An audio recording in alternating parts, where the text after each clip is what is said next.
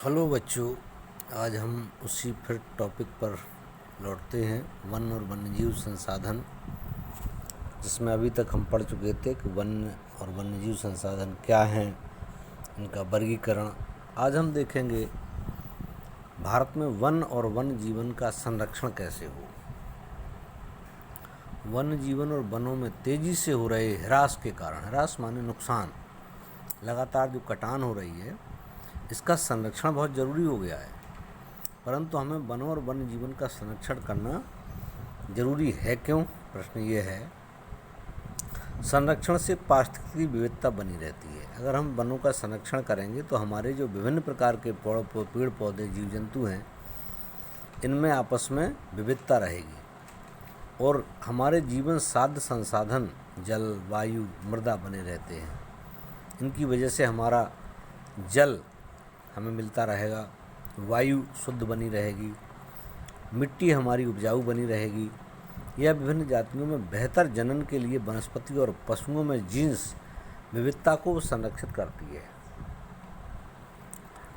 उदाहरण के तौर पर हम कृषि में अभी भी पारंपरिक फसलों पर निर्भर हैं। जलीय जैव विविधता मोटे तौर पर मछली पालन बनाए रखने पर निर्भर है। 1960-70 के दशक के दौरान पर्यावरण संरक्षकों ने राष्ट्रीय वन्य जीवन सुरक्षा कार्यक्रम की पुरजोर मांग की। भारतीय वन्य जीवन रक्षण अधिनियम 1972 में लागू किया गया। इसका मतलब था कि हम वन के जीवों को कैसे बचाएं, लोगों को कैसे रोकें, इसके लिए कानून बनाया गया 1972 में। सारे भारत में रक्षित जातियों की सूची प्रकाशित की गई। इस कार्यक्रम के तहत बची हुई संकटग्रस्त जातियों के बचाव पर, शिकार प्रबंधन पर, वन्यजीव आवासों का राष्ट्रीय कानूनी रक्षण तथा जंगली जीवों के व्यापार पर रोक लगाने आदि का प्रबल जोर दिया गया। तत्पश्चात केंद्रीय सरकार व अन्य कई राज्य सरकारों ने राष्ट्रीय उद्यान और वन्यजीव पशु विहार स्थापित किए, जिसके बारे में आप पहले ही पढ़ चुके हैं। केंद्रीय सरकार ने कई परियोजनाओं की भी घोषणा की, जिनका उद्देश्य था गंभीर खतरे में पड़े कुछ विशेष वन प्राणियों को रक्षण प्रदान करना। इन प्राणियों में बाघ, एक सींग वाला गैंडा, कश्मीरी हिरण, इसको हम हंगुल कहते हैं, 3 प्रकार के मगरमच्छ, स्वच्छ जल मगरमच्छ, लवणी जल मगरमच्छ और घड़ियाल। इसके अलावा एशियाई शेर, अन्य प्राणी शामिल हैं। इसके अतिरिक्त कुछ समय पहले भारतीय हाथी, काला हिरण, चिंकारा, भारतीय गोंडावन और हिम तेंदुआ आदि के शिकार और व्यापार पर संपूर्ण अथवा आंशिक प्रतिबंध लगाकर उन्हें कानूनी संरक्षण दिया गया। इसके लिए एक बाघ परियोजना भी बनाई गई, हमारे यहाँ लागू की गई 1973 में।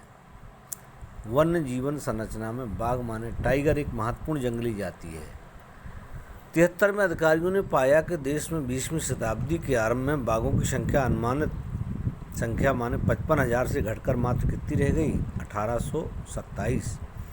बाघों को मारकर उनका व्यापार के लिए चोरी करना, आवासीय स्थलों का सिकुड़ना, माने उनके जो निवास स्थान थे, हमने जंगल काट डाले तो उनकी जगह कम पड़ गई, भोजन के लिए आवश्यक जंगली उपजातियों की संख्या कम होना, जनसंख्या में वृद्धि बाघों की घटती संख्या के मुख्य कारण है।